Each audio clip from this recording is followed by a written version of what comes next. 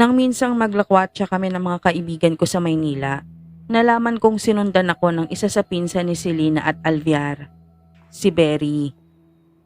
Hinila niya ako sa may fire exit ng mall. Mahigpit ang hawak niya sa akin at masama ang tingin. Hiwalayan mo na si Alviar. Lumayo ka na rin sa lugar ninyo. Bibigyan ka namin ng perang panimula. Basta umalis ka na. Hindi ka mahal niya, Alviar. Ginagamit ka lang niya, Ella. Maniwala ka. Kahit hirap na si Selena sa sakit niya, ikaw pa rin ang iniisip niya. Kung may totoong nagmamahal sa'yo, Ella, si Selena yun at hindi si Alviar. Pero dahil lang tanga ko at bulag na bulag ako sa atensyong ibinibigay ni Alviar sa akin, hindi ako nakinig. Sinumbong ko pa si Berry sa kanya. Huli na nang malaman ko ang sinapit ni Berry. Huli na ang lahat para sa akin at kay Selena. Umuulan na naman noon. May bagyo na naman. Pero si ate tinext ako at pinapapunta ako sa compound nila Alviar. Si Selena, yun lang ang laman ng huling text niya. Pero sapat na yon para suungin ko ang malakas na hangin at ulan.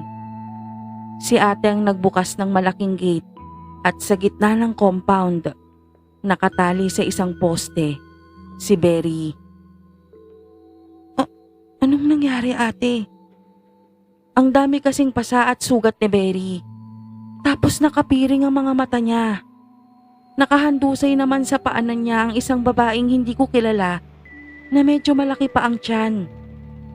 Nakaupo naman sa tabi noon ang isang pinsan nila Alviar na si Jeric. Hinahagod niya ang likod ng babae.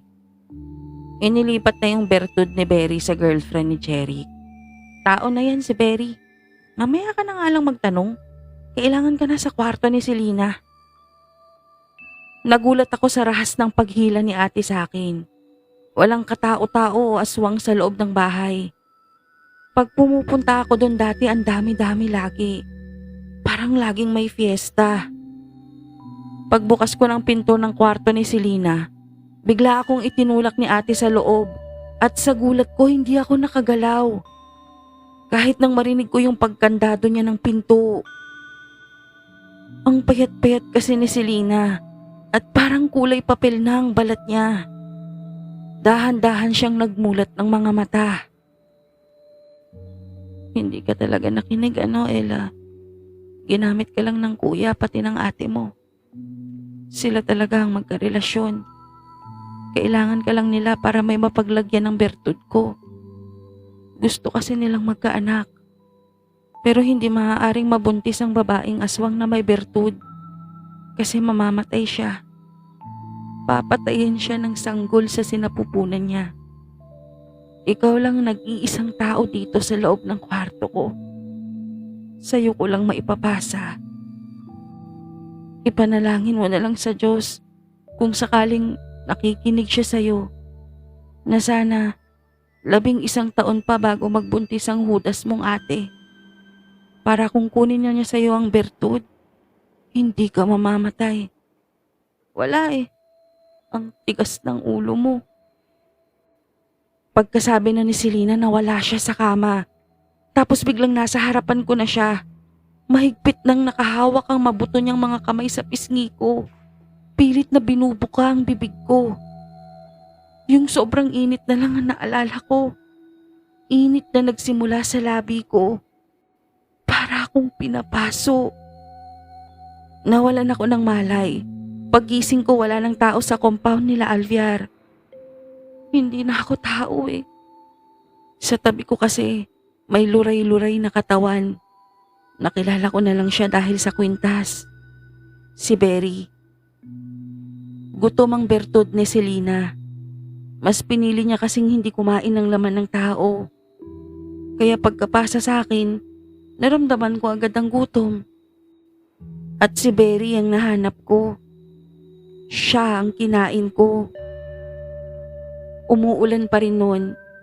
Kaya habang tinatanggal ko ang pagkakagapos ng 2 braso niyang naiwan pa sa pagkakatali sa poste, nalinis ng ulan ng dugo sa akin. Umiiyak ako noon Lalo na nang nasabin ko yung laman ng 2 braso.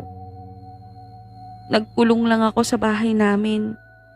Halos mamatay ako sa lakas ng tunog na naririnig ko. Parang nag times 5 yung lakas. Pag maliwanag din silaw na silaw ako. Nang maubos lahat ng stock na hilaw na karne ng manok at baboy sa ref, at hindi ko na kaya ang gutom, gabi ako lumalabas. At napakalinaw ng paningin ko. Parang umaga, pero hindi sumasakit ang mata ko.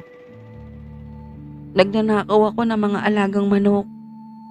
Umiiyak ako noon habang kumakain. Mainit-init pa yung manok. Gumagalaw pa nga. Nagpa siya akong umalis na ng tuluyan sa bahay dahil kay nanay. Sinumbong ko kasi si ate sa kanya. Pero alam pala niya. At alam niyo ba kung ano yung nakakaputang ina? Okay lang sa kanya. Ang usapan naman daw nila ni ate, saka kukunin sa akin ng bertud pag may 1 dekada na. Kaya hindi daw ako mamamatay. Naligo ako, nag-impake, habang hilam na hilam ng luha ang mga mata ko. Kasi ang sakit eh.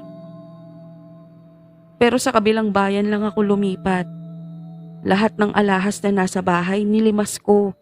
Saka ko binenta para makakuha ako ng maliit na kwartong tutuluyan. Saka ako nag-apply sa kung saan-saan. At sa malupit na biro ng tadhana, natanggap ako sa isang maliit na pabrika na nagpapak ng mga processed foods. Tosino, longganisa, hotdog. 4 na buwan nang lumipas nang magkaroon ako ng ipon para makabili ng maliit na ref. At nag-stock ako ng mga karne. Ayoko ng mga aso ng kakainin ko eh. Nakakawala kasi ng respeto sa sarili. Sa loob din ng 4 na buwan, napansin kong hindi ako masyadong nagugutom na. Kaya nga nakaipon ako eh. Nakakatipid palang maging aswang. At yun, ang malaking pagkakamali ko. Napanatag na ako eh. Akala ko, kaya ko nang kontrolin ang gutom.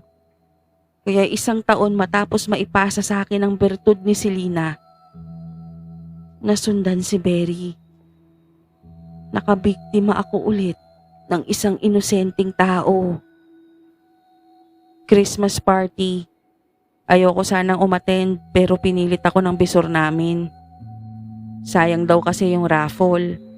Baka mabunot ang pangalan ko. Sigurado din daw na maraming matitirang pagkain. Para daw makapag-uwi kaming lahat. Hindi rin talaga ako makatanggi sa kanya dahil mabait siya sa akin. Pero nang matapos ang party, ako ang naunang lumabas at nang nasa madilim na akong parte ng paligid ng pabrika, nakaramdam ako ng nag-uumapaw na gutom. Napalahod ako sa lupa sa sakit ng tiyan at pagtingala ko, tumambad sa akin ang bilog na buwan. Tapos nakarinig ako ng naglalakad habang tinatawag ang apelyido ko. Si Bisor. Ang huli kong naaalala ay ang kamay niyang humawak sa balikat ko. Tapos labo-labo na.